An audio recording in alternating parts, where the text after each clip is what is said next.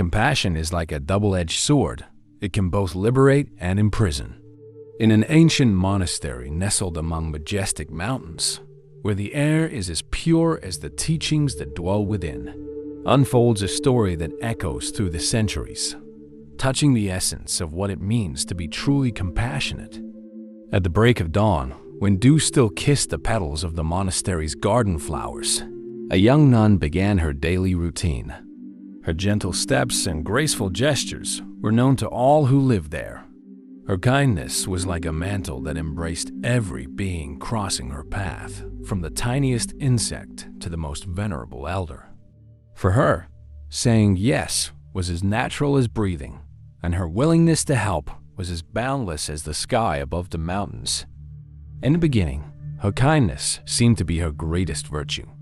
When an elderly monk needed help sweeping leaves, she was there. When the monastery's cook fell ill, she took over the meals. When the novices needed assistance with their studies, she stayed up all night explaining the sutras. Her energy seemed inexhaustible, fueled by the belief that the more she gave of herself, the closer she would be to enlightenment. On full moon nights, while others rested after meditation, she could be seen tending to the garden, preparing materials for the next day's classes or organizing the library scrolls. Her body began to show signs of exhaustion, but her mind remained steadfast in the conviction that this was the true manifestation of Buddhist compassion. As the seasons passed, something subtle began to change in the monastery. Requests for her help multiplied like falling leaves in autumn. Some monks, noticing her inability to say no, began shifting their own responsibilities onto her. What started as small favors turned into an avalanche of obligations. Her yes became an expectation, no longer a kindness. In her rare moments of solitude, sitting in meditation before the main altar, silent tears would stream down her face. Her heart felt heavy not from the workload, but from a profound confusion that began to surface. If compassion was the path to enlightenment, why did she feel increasingly disconnected from herself? One particularly busy afternoon, as she tried to simultaneously copy sutras, prepare medicine for the infirmary, and clean the main hall, her trembling hands caused her to drop a precious ink jar onto an ancient scroll. The sound of breaking glass echoed through the empty hall, but the real shattering was happening within her. It was in that moment she realized her kindness had become a prison. Each yes was a brick in a wall separating her from her true self. Her compassion, instead of liberating her, had become a chain binding her to an endless cycle of exhaustion and expectations. As the sun set on the horizon, painting the sky in shades of orange and red, she finally understood. True compassion does not mean saying yes to everything and everyone. True compassion begins with the wisdom to recognize that just as a garden needs boundaries to flourish, the heart needs limits to truly love. That night, exhausted and covered in ink, she remained seated on the floor of the main hall, shards of the broken jar surrounding her, reflecting the moonlight streaming through the windows. Her body ached, her mind was clouded, but something new began to stir within her. A seed of wise compassion was about to take root. In the stillness of that night, as the nun sat amidst shards of glass and spilled ink, a quiet presence emerged from the shadows of the main hall. The principal master of the monastery, an elderly man whose eyes bore the depth of countless moons, had been observing everything. This was not the first time he had witnessed the burden of excessive kindness overwhelming a sincere soul. For months, he had watched as the nun's routine grew increasingly heavy. He noticed how other monks, some out of convenience, others out of habit, had begun to place their responsibilities upon her already burdened shoulders. What had started as small requests for help had snowballed into an avalanche of duties that no human could bear alone. During morning assemblies, he noticed how some monks didn't even bother to wake up on time for their tasks, confident that she would cover for them. At mealtimes, he saw how they left their dishes behind, certain she would clean up after them. At ceremonies, he observed how some arrived unprepared, relying on her to have organized everything in advance. The master also saw the physical toll on the young nun. Her eyes, once as bright as the morning stars, now bore deep circles like valleys. Her hands, which had once moved with the grace of a dancer as she performed her tasks, now trembled like leaves in the wind. Her voice, once clear and resonant when chanting sutras, had become a weary whisper. On this particular night, as moonlight spilled through the windows of the main hall, the master saw something different in her gaze. It was the look of someone beginning to understand that the middle way, taught by the Buddha himself, meant not only avoiding the extremes of pleasure and pain, but also finding balance in every aspect of life. Sitting quietly beside her, the master picked up one of the shards of glass from the broken bottle. Moonlight reflected off it, casting tiny rainbows on the wooden floor. "Look," he said, his voice as gentle as the night breeze. "This shard has sharp edges. It can cut. It can wound.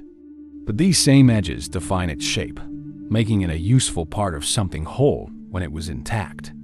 The nun looked at her own hands, marked with small cuts and calluses from overwork.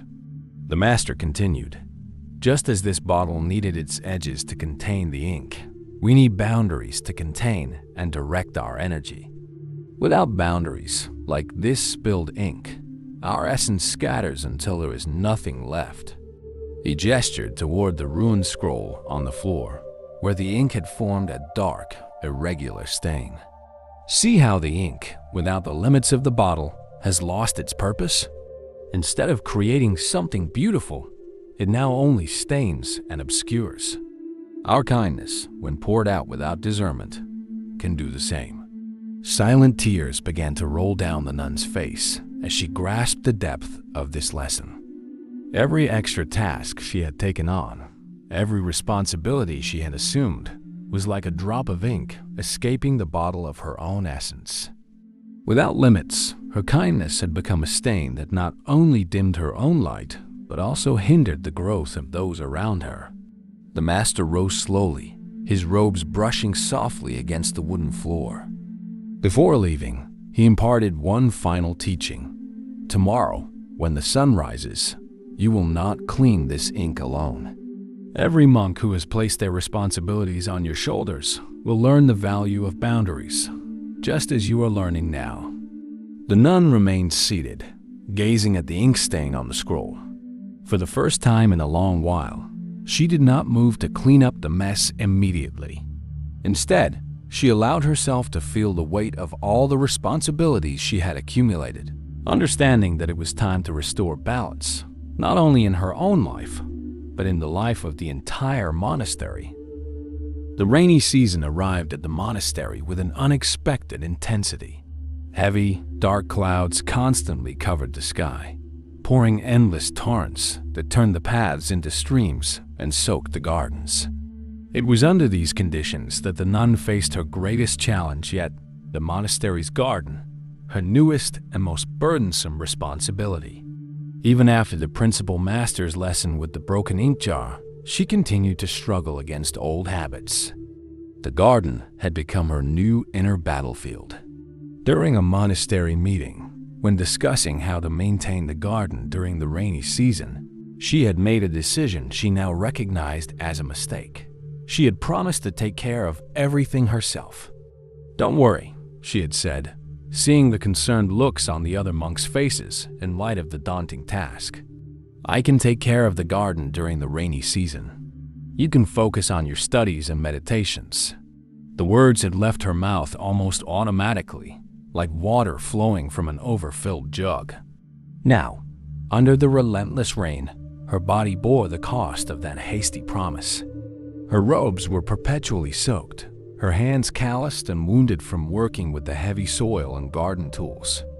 The constant sound of rain blended with her labored breathing as she struggled to protect the plants, clear the paths, and keep the weeds under control. During the day, she braved the downpour to save the most delicate plants. At night, she coughed in her small cell, her body trembling with fever and exhaustion. Yet she persisted, not because she believed it was the right thing to do, but because the thought of going back on her word, of admitting she needed help, seemed more frightening than the illness taking hold of her chest. One particularly difficult morning, while attempting to lift a fallen trellis in the torrential rain, her body finally gave out. The fever she had been trying to ignore overwhelmed her completely, and she collapsed into the garden's mud, semi-conscious. The rain continued to pour over her trembling body, and for the first time since arriving at the monastery, she couldn't rise to fulfill her duties. She was found by a young novice passing through the garden on his way to the meditation hall. Her body burned with a fever so high that even the cold rain couldn't cool it. Her robes were not only soaked but stained with the garden's mud, as if the very earth were trying to swallow her, a physical reflection of how her excessive promises were consuming her. In the monastery's infirmary, amidst feverish delirium, she relived every moment she had said yes when her body, mind, and heart had pleaded for a no. She saw the faces of all those she had promised to help, the tasks she had taken on, the smile she had forced herself to maintain. In her fevered state, these images blurred and transformed into a suffocating mass that seemed to press against her chest. The monastery's physician, an elderly monk with deep knowledge of medicinal herbs, shook his head as he prepared remedies. The body, he explained to the concerned monks gathered around, has its own wisdom.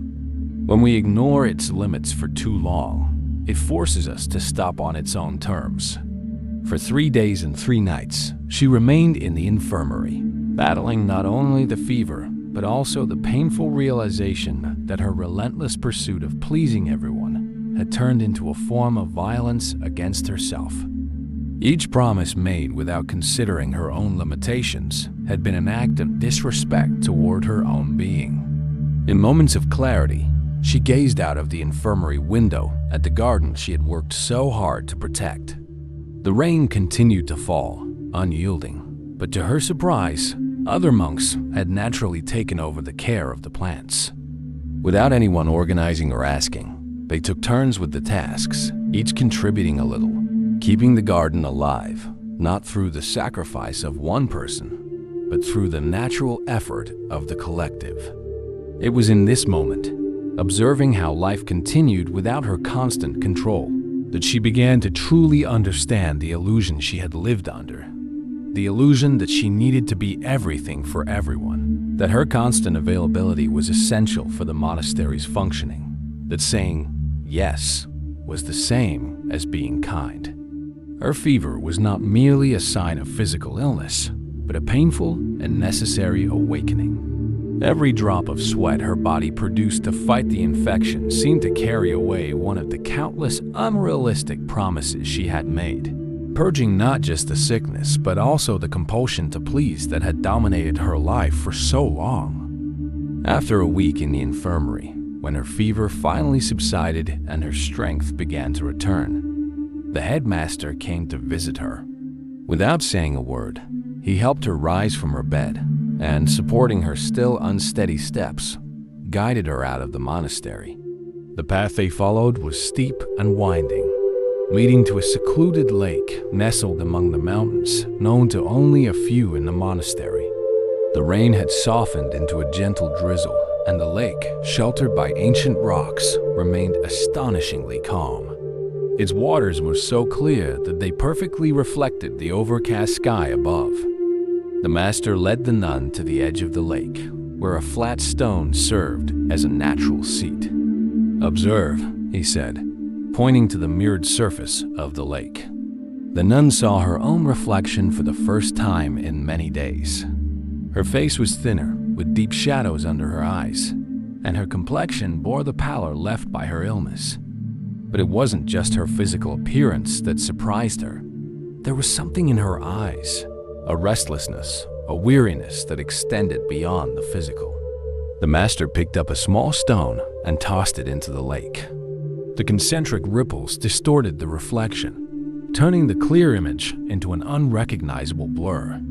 "This," he said, "is your mind when you try to please everyone. Every request, Every commitment, every unnecessary yes, is like a stone thrown into the waters of your consciousness. He waited patiently until the water stilled once more and the reflection became clear again. Self-discipline, he continued, is not about controlling others, nor even about forcing control over oneself. It is about keeping the waters of your mind calm enough to reflect the truth. The nun gazed at her reflection again, beginning to understand. For so long, she had mistaken agitation for action, constant movement for progress. Her mind had become like a stormy lake, incapable of reflecting anything clearly. When we say yes to everything, the master went on, it's as if we're constantly throwing stones into our own waters. There's no room left for reflection, no space for discernment. True self-discipline is knowing when to keep the water still. He then asked her to close her eyes and take a deep breath. The gentle sound of the drizzle created a natural melody that seemed to cradle her thoughts. Compassion without self-discipline, he said, his voice blending with the sound of the rain, is like a boat without a rudder. It may have the best intentions, but it will drift aimlessly. In that moment, sitting by the lake, the nun began to understand that self-discipline was not the opposite of kindness. It was its deepest foundation. Every conscious no was in fact an act of love. Love for herself, love for the truth, love for the authenticity of her relationships. Then the master did something unexpected. From within his robes, he produced a small bronze mirror, ancient yet well-preserved, and handed it to her. This mirror, he said, belonged to an old master who, like you, had to learn the difference between true kindness and submission, disguised as compassion. Carry it with you, not to check your appearance, but to remind yourself to keep the waters of your mind calm enough to reflect the truth. The nun held the mirror in her hands, feeling its significant weight. It was not just an object. It was a tangible reminder that mental clarity requires boundaries. That true compassion is born of self-discipline, not unthinking submission. Before you say yes, the master continued, look into the waters of your mind, like this lake. If they are too agitated, if you cannot see your own reflection clearly, it is a sign that you must first find your center. The clouds above began to part slightly, allowing a few rays of sunlight to break through and touch the lake's surface. The reflected light created dancing patterns on the rock where they sat, as if nature itself were illustrating the lesson on clarity and reflection. The nun realized that every conscious refusal, every no spoken with clarity and compassion, was like removing a stone that had been thrown into her inner waters. Every boundary set with wisdom was a step toward a truer reflection of who she was and what she could genuinely offer the world. As the sunlight continued to play on the lake's surface, she understood that true strength lay not in how much she could carry, but in how clear she could keep the surface of her inner waters. Self-discipline was not a prison, it was the path to the deepest freedom. Back at the monastery, carrying the bronze mirror and the lessons of the lake, the nun embarked on her most challenging practice yet, the meditation of no. Each morning, before the bell awakened the other monks, she sat in her small cell, holding the mirror not to see her reflection, but to recall the still surface of the lake and the clarity it brought. Her first opportunity to practice came during breakfast. A younger monk, accustomed to leaving his dirty bowl for her to clean, approached her with the same habitual gesture. Taking a deep breath and keeping the image of the lake in her mind, she gently said, "No, brother. Everyone must take care of their own bowl." Her voice carried no anger or resentment, only a serene clarity that even surprised her. The young monk froze for a moment, his eyebrows rising in surprise. It was the first time he had ever heard a no from someone who always said yes. For a moment, an uncomfortable silence filled the dining hall. A few other monks paused their activities to watch, curious about how this small change might affect the dynamic they had grown so accustomed to. In the days that followed, more opportunities to practice arose. Each no felt like a small act of courage, a quiet affirmation of her truth. Some responses were unexpected. Certain monks, especially the younger ones, began to show a deeper respect for her. Her clear and compassionate no's served as an example of healthy boundaries they too needed to learn. Others, however, did not receive the change well. Some tried to manipulate her emotionally, reminding her of teachings on compassion and generosity.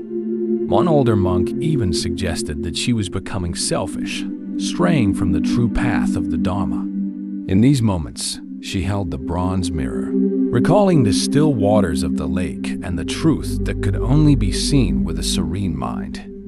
One afternoon, while cleaning the main hall, a group of monks approached her with a list of additional tasks that had to be completed before the arrival of an important visiting master.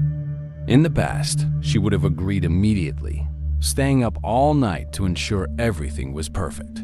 This time, however, she took a deep breath and glanced at the mirror tucked into her sleeve. "No," she said, her voice firm yet kind.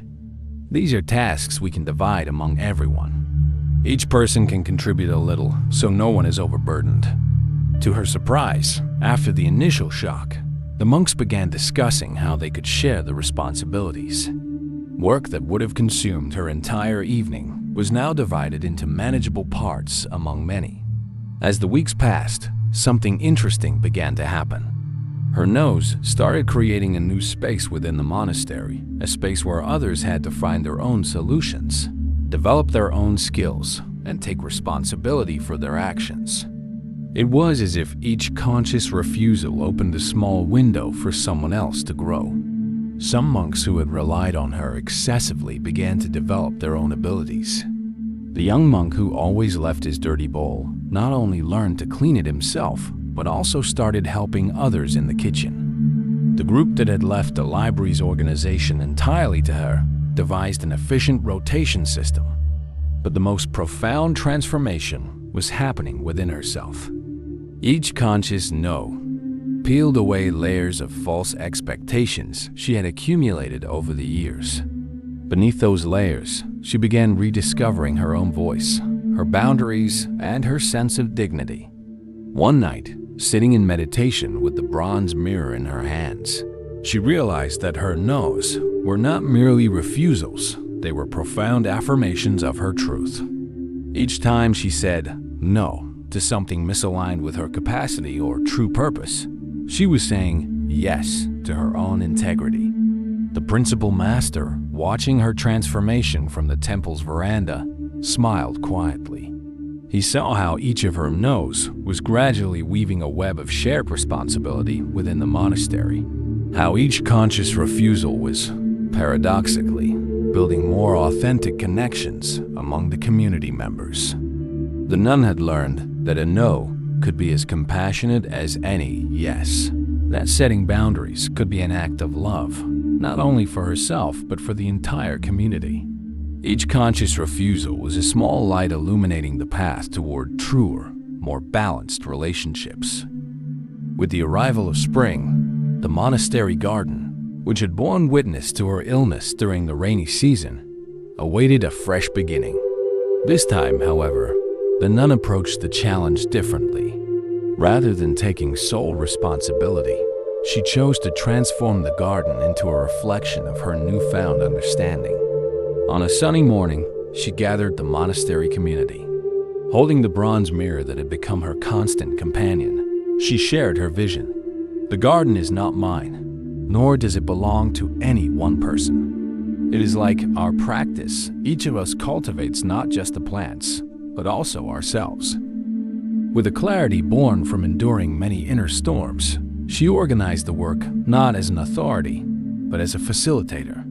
Some monks took charge of the flowers, others focused on medicinal herbs.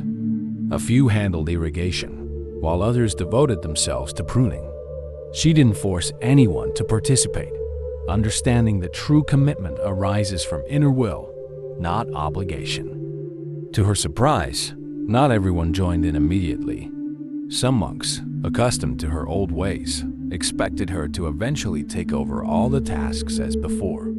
Yet she stood firm in her new understanding, even when certain areas of the garden appeared less tended than others.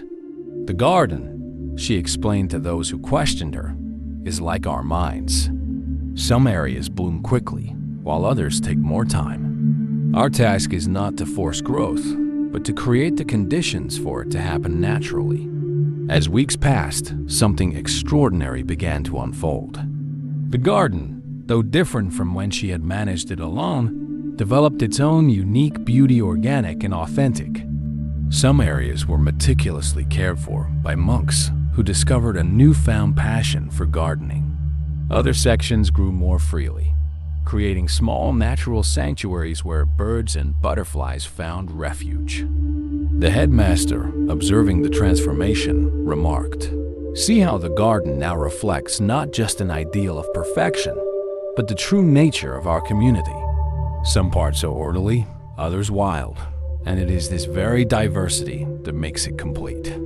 The nun smiled, finally grasping the deeper lesson of her journey. True detachment was not about abandoning everything, but about allowing things and people to follow their own paths. Her new strength came not from controlling or pleasing others, but from staying true to herself while giving others the space to discover their own truths. One peaceful afternoon, sitting beside a flower bed that had grown in an unexpected way, she reflected on her transformation.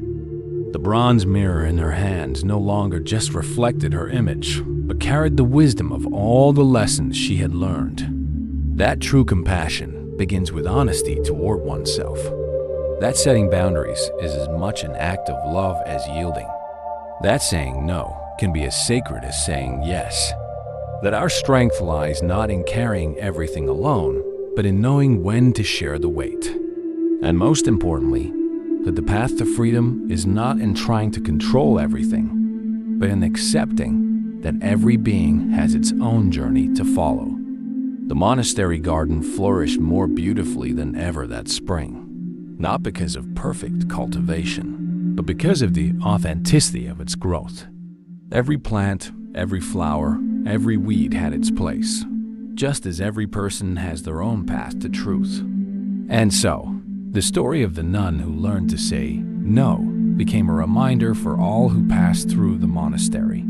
The true strength lies not in being everything to everyone, but in being true to oneself. That sometimes the greatest act of compassion we can offer the world is to set clear and healthy boundaries. And that, paradoxically, it is only when we stop trying to control everything that life blossoms in its fullest and most authentic expression.